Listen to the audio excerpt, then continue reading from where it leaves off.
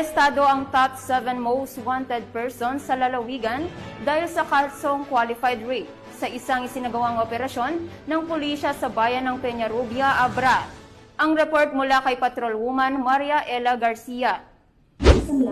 Ang rank 7 provincial level top most wanted person arestado sa 6 na kasong qualified rape ng isang menor de edad dakong alas 5 ng hapon sa barangay Dumayco, Peñarubia, Abra nito lamang Hunyo taong kasalukuyan.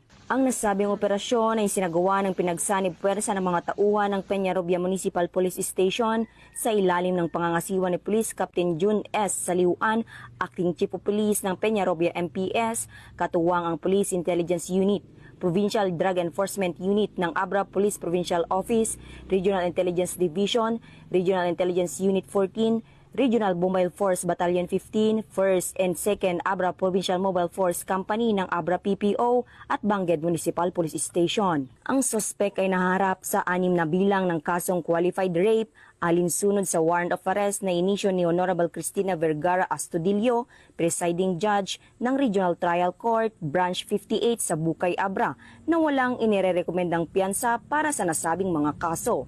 Ayon sa pamunuan ng Peñarubia PNP, ang matagumpay na pag-aresto ay bahagi ng patuloy na kampanya ng pambansang pulisya laban sa mga kriminal na may mamibigat na kasalanan, partikular na ang mga sangkot sa karahasan laban sa kabataan, upang matiyak ang hustisya para sa mga biktima ng karahasan.